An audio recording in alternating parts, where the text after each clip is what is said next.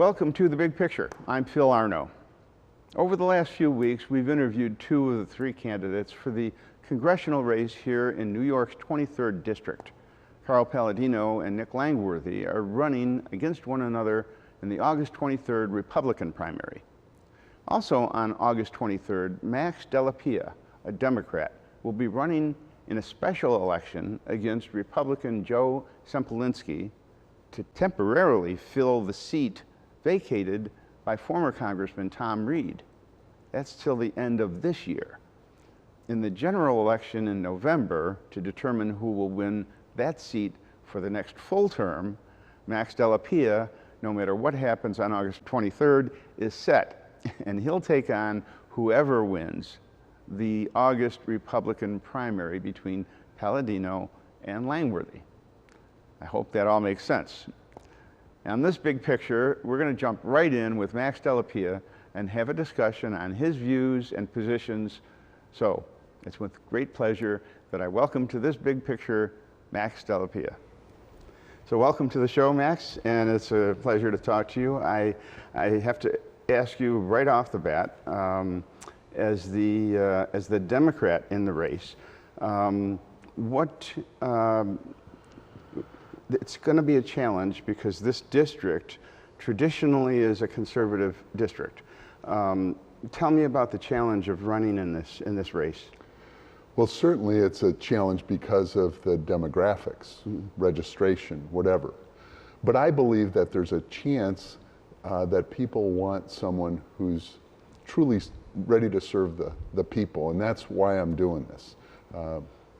And I believe that if rather than point out somebody where we differ, why don't we focus on what brings us together as Americans, not what pulls us apart? Because even if we can choose a couple things and move together to make something happen for the country and our constituents, when I'm in Congress, I believe that's the way we restore confidence in our government, and that's really what we need to do. We need to strengthen our democracy. Now, we've talked before the show, and I kind of get a feel for you have the best of intentions in running, and you really want to serve. And I've said this to people have heard me over and over say this. I've talked to a number of officials on every level, local, state, national, and they all tell me the same thing. You can run for an office with the best of intentions. Once you get into the system, they take you and they say, this is the way it works. You do what you're told. You vote the way you're supposed to vote, and you say what we tell you to say.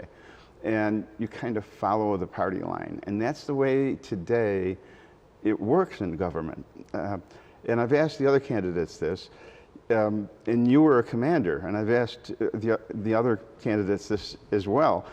You're used to making decisions and being in control to an extent, and now you're applying for a job where you're going to be one of 435 workers, and you're on the assembly line, basically, putting the sausage together.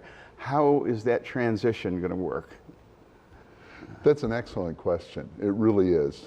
But if I continue to hold to my values, integrity first and service before self, I believe we can make a difference. But it really comes down to the kind of people that we send to Congress. If they're not motivated by service to their country and their constituents, they're motivated by power, greed, money, ego. If those are the type of people we send, that's what we can expect, more of the same. People that, they always said, it's amazing what you can get done if you don't care who gets the credit. I don't care who gets the credit. I want us to move forward as a country together, not apart. Okay, well, the country is going through some turmoil now. I've talked about that in past shows. And with inflation and gas prices, with supply chain issues, shortages of formula. There's a lot of things that people are talking about. Crime in big cities like Los Angeles and New York and Philadelphia. Yeah. And to a great extent, polls show that because Biden and Schumer and Pelosi, it's one party that's in control now. the people are looking at the Democrats and saying, you know, you're in control, this is your fault. So as a Democrat, how do you reconcile running now for office when people might look at Democrats and say, your policies don't work? That's an expectation that's probably more pronounced now under the circumstances than normal. Right. So people look at the pumps and they say, geez, what's going on? Mm-hmm. Our government's failing us, you know. But if you think about it, there are a lot of people that do have control. Mm-hmm. Oil companies are making big bucks. Just give you an example. So they reduced the taxes per gallon, right? 28 cents per gallon. And it didn't change it a bit. It did not change it. They were just level, right? So what does that tell you? That means that someone between that limitation of tax and the pump, they took the money. So we need to look at how that all happens. You know, price gouging at the pump is really part of it. But then the other thing is post hoc propter hoc. After this, therefore that. It's an error in logic, right? Because you see it happening now, you blame it on whatever. And if you think about it, people in Europe have been paying $8 a gallon for decades. And we have had, basically, our fuel has been cheap. So there are things we can do for inflation, and I can talk about those, but we really need to look at how it's getting from the fields to the pump and in our cars, and who's getting the money. Follow the money is what I would say. Well, that leads me into the environmental discussions that dominate so much. The Green New Deal, the president wants to get rid of fossil fuels, and he's to a great extent reduced oil production in this country. Day one he canceled the pipeline, from Canada. There's a lot of leases on public land, but in order to use the lease, you have to have a permit, and the permits, from what I've been told and what I understand, the permits are hard to get approved, which that's part of the process of limiting the fossil fuels in this country. It's a rural district, the 23rd Congressional District, and farmers rely heavily on diesel fuel to run their tractors. Sure. And so on. What's your position on, the fossil fuels? We need to be energy independent. Now that may sound crazy, but we're not going to immediately change to an electric car society. Right now they're too expensive for an average guy. Most people can't afford a $90,000 car to, they need infrastructure. There are so many things that have to happen. So we should not be buying fuel. We should not have to buy fuel from Saudi Arabia, Venezuela, Iran, really. I mean, we can do this. We just need to talk to the oil companies and let's work this thing out so that it is not, and here it just drop off a cliff, right? Yeah, that's makes perfect sense. I mean, get it from Texas rather than Venezuela. Absolutely. That a lot of people are thinking that. So, the environmental movement seems to be slightly disingenuous because they're talking about limiting fossil fuels, but they're not talking about going to, for instance, nuclear power, which is clean and safe, relatively safe if you look at the record. And if they were genuinely concerned with the environment, wouldn't that be where they would want to go? I think certainly we went through that process where people were really afraid of nuclear energy, but if you look at nuclear ships and the record that the Navy has established across, I mean, it takes discipline and it takes someone like a Rickover to control it so that we can do it safely. But I'm not against nuclear power. What we have to be concerned about, we have to have a good plan about what we do with the waste. And that is an issue. But we can, you know, technologically, we have a lot of people that are smart and can figure that out, and that's important. So tell me now, we've talked about the parties to an extent. In your opinion, what's the difference now between the Republican Party and the Democrat Party in terms of what they stand for? Just, I guess one of the things, there's a book, and I can't recall, I just recently read it, but it talks about a post-policy era. We're almost in a situation where this is not a discussion of ideas. It's like, what do you believe in? Not what do you disagree with. What is your plan? And there's an awful lot of whatever you believe, I'm going to just throw rocks at it, rather than engaging in the details to make it a synthesis of good ideas to move us forward as a country. That's what we need to do. We don't need to throw rocks at each other's plans. We need to know what the other person is offering as an alternative to your policy, and that's not happening right now. well, one of the things that stood out for me, I mean, back in when Clinton was president, that he announced with a lot of fanfare, you know, the era of big government is over, and he tried to, you know, cut back on some regulations and some government programs, and that didn't really seem to last very long. Big government is not over. Nor should it be, really. Well, because there are some things that only the government can do. And that's I guess the key question. What is government's responsibility?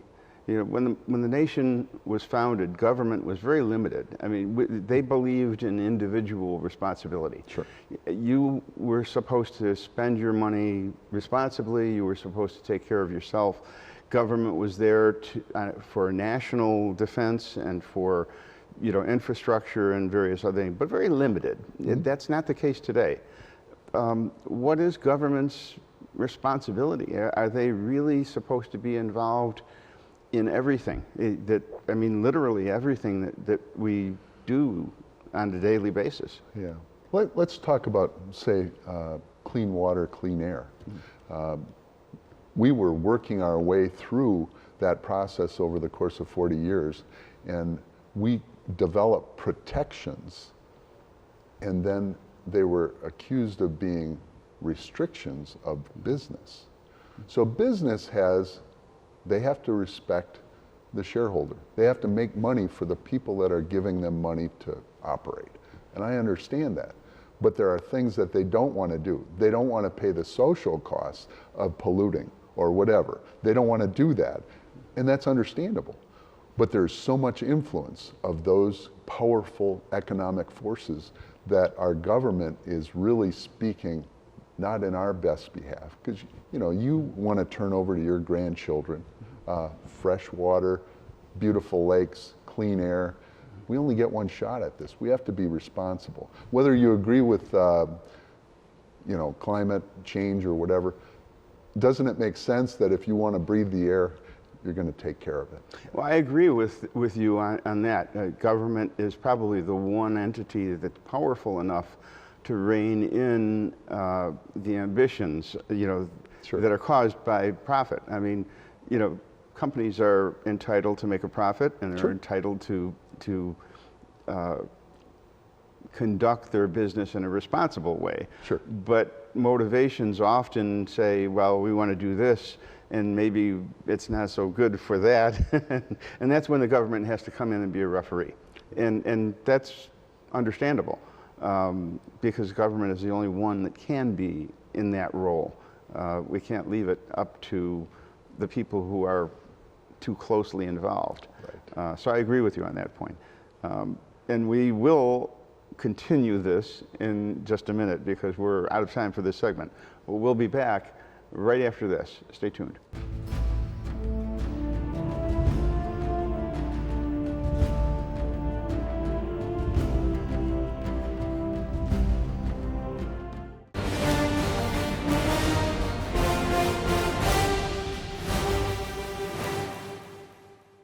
Welcome back to our discussion with Max Della, and we're talking about the 23rd District and the race and coming up in November. I once read a book not too long ago where it said, you know, in the Declaration of Independence there were like 1,700 words, something like that. In the regulations for selling cabbage, there's 43,000 words, okay? Wow. And that just doesn't follow. How do we get a rein on regulation? And isn't that part of what we should be doing, is cutting back on over-regulation? You answer your own question when you say over-regulation. Yes, over-regulation is bad. I'm not making fun. Seriously, we should not become a burden to our businesses. We need to consider what the cost is of their compliance. We absolutely do need to do that. But protections are important for the bigger picture. So certainly 43,000 words for cabbage makes absolutely no sense. But eliminating, just saying we're not going to have these anymore, it needs to be thoughtful. It needs to be carefully considered.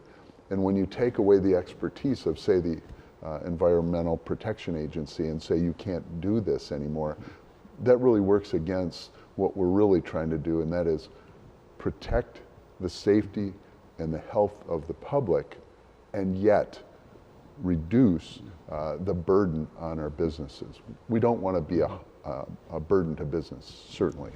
In the 23rd District, what do you think, and you've talked to a lot of people, what do you think is the #1 issue? If you were to go to Washington, what would you be thinking first that you can do for your district? One of the things that a lot of people bring up, rural hospitals and medical facilities are closing because we cannot get people to come to rural areas to live. And there are ways that we can incentivize that. Perhaps it may be if you're committing yourself to service in a rural area for a period of time, perhaps there would be forgiveness because education is so expensive for these medical people. That might be something. But literally once they're gone, they're just so hard to get back. And there is no transportation to get these folks from one place to the other if they actually do need. So access to health care is critical, whether you're talking about paying for it or getting to it or having it in the area. Okay, so how would you, what would you propose to solve that problem? Just the transportation or just the incentives? Is that I think both would be helpful, but realistically, you still need to have, because it can be there are rural areas that are quite remote. So trying to get somebody, trying to get them to where they need to go is difficult. But it's a problem that's worth solving because the people in our district really need it. You know, let's get into some of the issues, specifics, gun control. What's your position on that? Well, 32 years in the Air Force, and I would never issue a weapon to anybody, when I was wing commander, group commander, if they were not current qualified and had demonstrated their ability to handle it safely.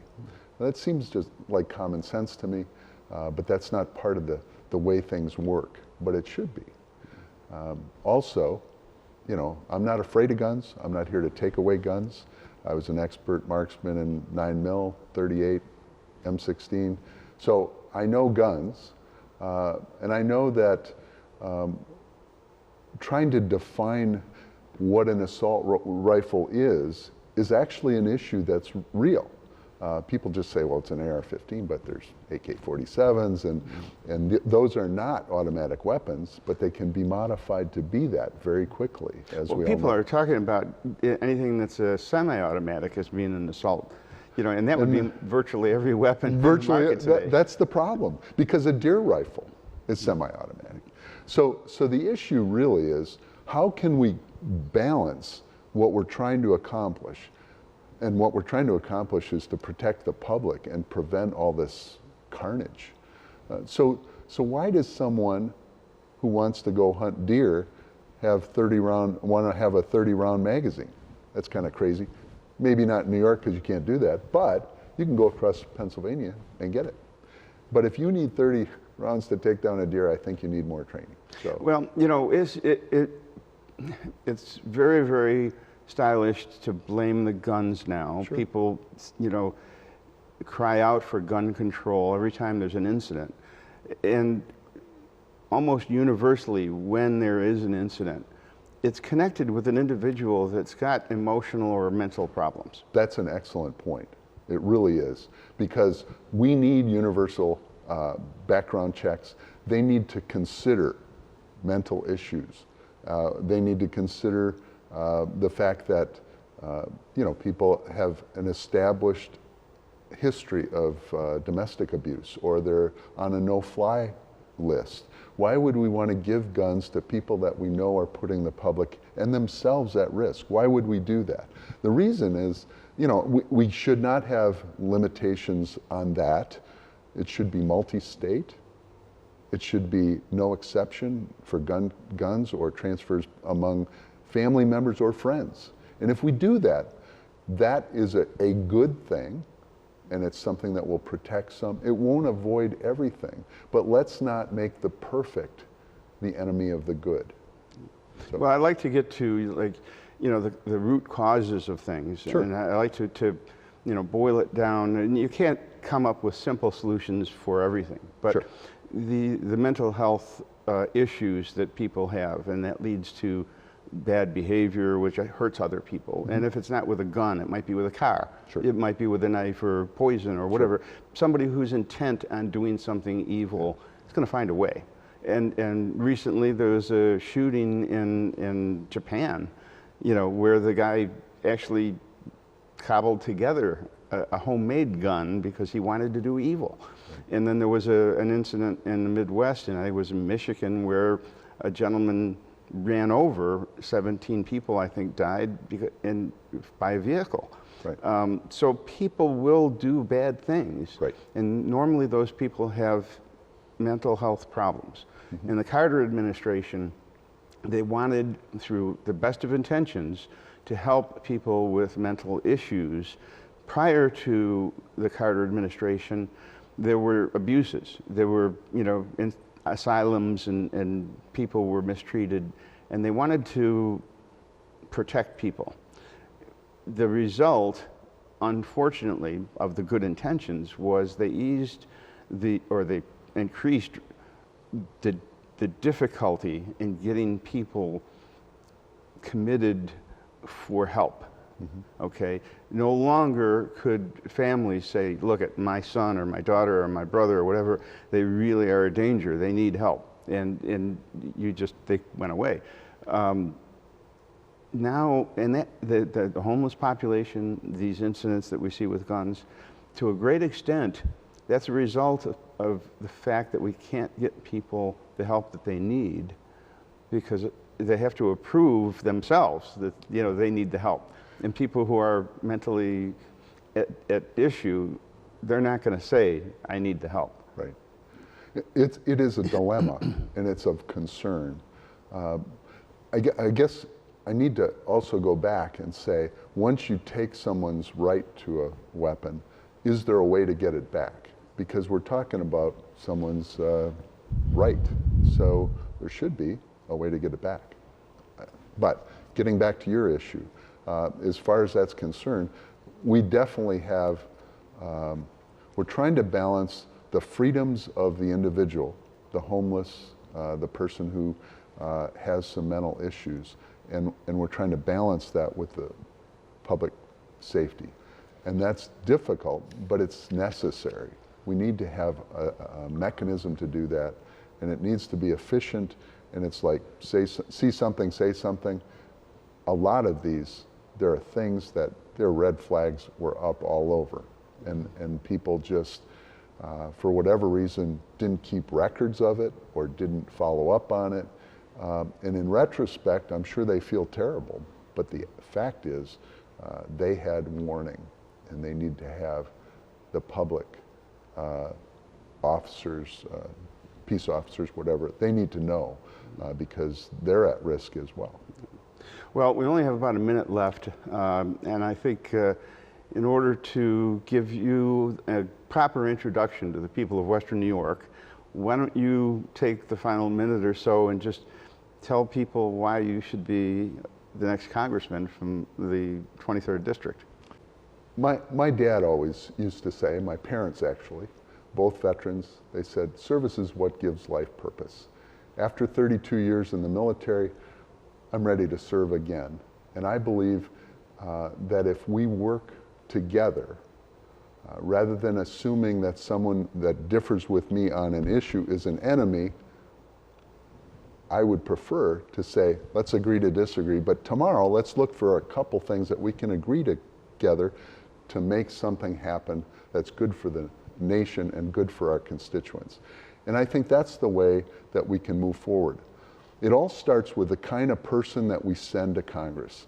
It shouldn't be someone that's motivated by money, power, or ego. It needs to be someone that is motivated towards service. Right after World War II, we had in the 40% range, over 40% members of Congress were veterans. Now it's down to single digits. I'm not saying all veterans are great, but they do have a common thread, and that is service to their country. And they have a vested interest in that country because of their service. And I believe that if we send more people who are service-oriented to our Congress, we can restore hope and confidence in our government. Okay. And that's what I'm there to do. Well, that's all the time we have on this big picture. I'd like to thank Max Della for coming in to have this conversation. And I'd like to thank you, the viewers of Western New York, for watching The Big Picture and for watching WBBZ-TV. We'll see you next Monday night at 8 on The Big Picture.